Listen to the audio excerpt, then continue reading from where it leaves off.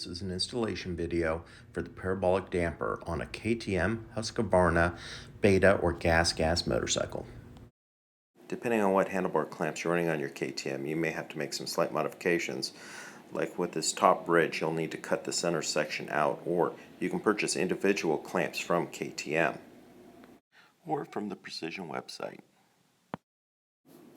Or with these clamps where the bottom is bridged, you will need to cut this center section out, or once again, purchase KTM bottom clamps like in the previous picture. These are also available on the Precision website.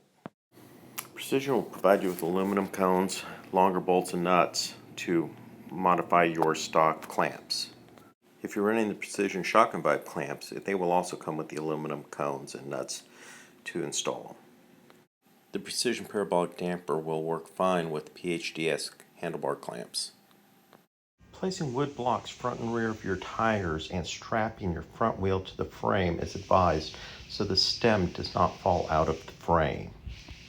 So we're going to loosen all our bolts here. That's already been pre-done. Take the pinch bolt off. We'll take the stem bolt off. And now we can work our triple clamp off. You will need at least 3 millimeters between the stock dust cap and the top of the weld in order not to have to modify the weld. Okay, so we're going to take the dust seal off and then take the seal underneath it off.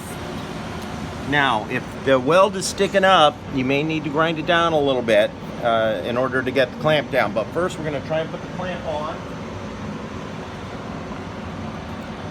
And it helps if you pry it open first with a screwdriver, just like so. Now this one goes down pretty far. We can see I have a good gap there. We can drop this on and make sure we have a gap underneath here and in the front, and we do. So we're gonna be fine. Now we're gonna put our seal back on, the dust cap on, and the O-ring back on. Then we're gonna put our bolt in, and we will torque that in a minute. Torque this bolt to 14 Newton meters, and then we can put the triple clamps back on.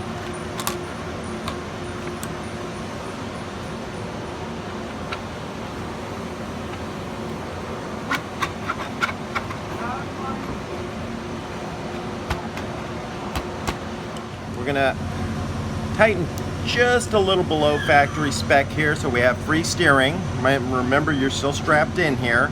And then we're going to torque all our bolts to factory spec. It's okay for the pivot dog to be a little bit stiff because it's barely going to move. And you just don't really want any play. So just slide her in like so. I'm going to put the clamp on lightly. Your pivot dog and pin will come pre-greased, but for general maintenance, putting a little grease in the hole, then inserting the pin and tapping it down will drive the grease into the grease screws and into the bushing.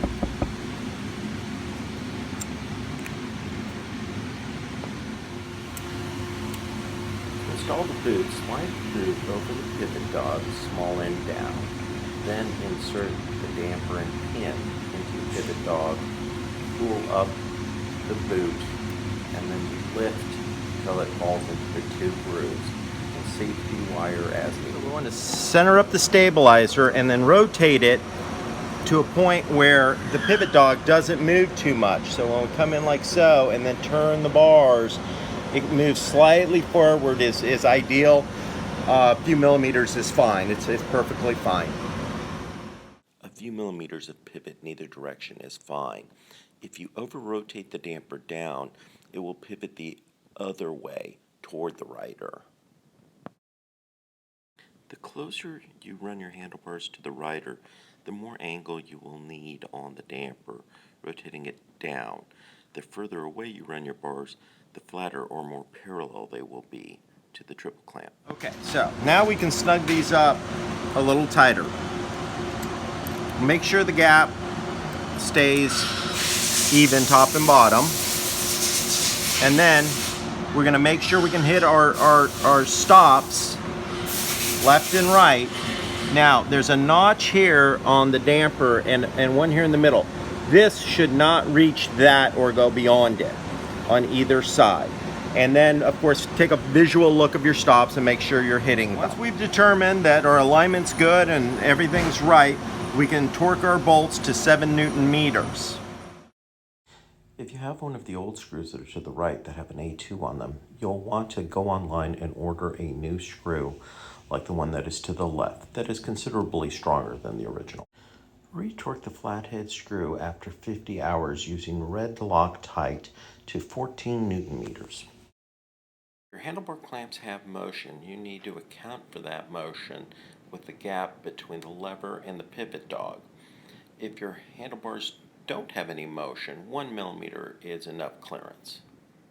If your handlebar clamps don't have any motion, like these solid clamps here, the gap between your pivot dog and the bottom of your lever can be very small, like this 1 millimeter gap shown here. Please watch the setting the low speed and high speed video.